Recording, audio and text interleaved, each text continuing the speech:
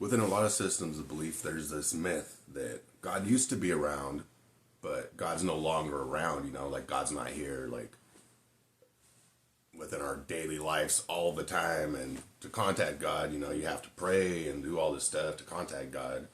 The truth of the matter is, God's with us. God's been with us. And even tomorrow, God's with us. Right now, God's already with us tomorrow and all of our future.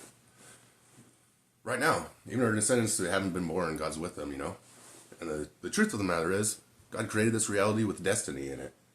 And to do that, God had the complete thought of our entire universe, up until now and beyond, of the, call it the sequence of events that's going on. The movement of every atom kind of thing, the stars in the sky and where they're moving, and when the stars explode, where every atom of dust goes into the universe to accumulate, to create everything.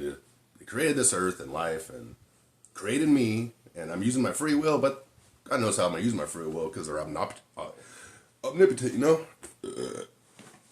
But here's the thing, God's everywhere you look. Even though you can't see, God's there. You look inward at your most inward thoughts, God's with you. You look at anything, God's with you. God's there. God's within your mind, God's outside your mind. God's everywhere. Because God has already had the conscious thought of this entire universe, and they willed it into existence. So God is with us all, I just wanted to throw that out there. Even when you're wiping your butt, God's there with you, Even when you try to pray and try to get in contact with God, God's there with you. Even when you finally complete your prayer and speak the divine language of consciousness, and speak the eternal name that has always existed, which is the complete conscious thought of God, You speak that name, God was waiting for you. And since God is an eternal being, when people reach God in prayer, because destiny's going on, God knows what we're going to pray for, God knows the prayer we're going to say before we say it, kind of thing. And God knows who God is, God knows who God is. God knows themselves because they're eternal. And because of this, they know how they're going to answer the prayer when you make the prayer. If that makes any sense, They know how they're going to answer the prayer or not answer the prayer, kind of thing. But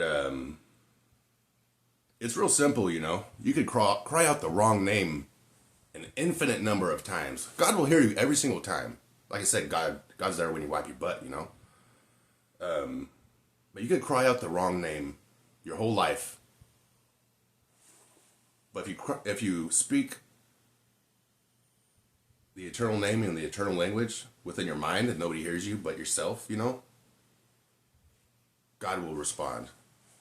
Because God's eternal. And that's just one of the, call it, what's a good word for that? You could say stubborn. God's stubborn. You could look at it as God's stubborn. Not in a bad way, in a way that, God is the way God is, and that's just the way it is. That's just the way it is.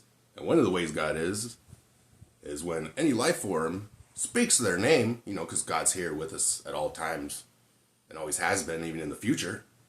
It hasn't happened yet. God's with us then also right now, But anyways, once you speak God's name, they respond because they're our God, they're our God, They're our God, and that's just what they do.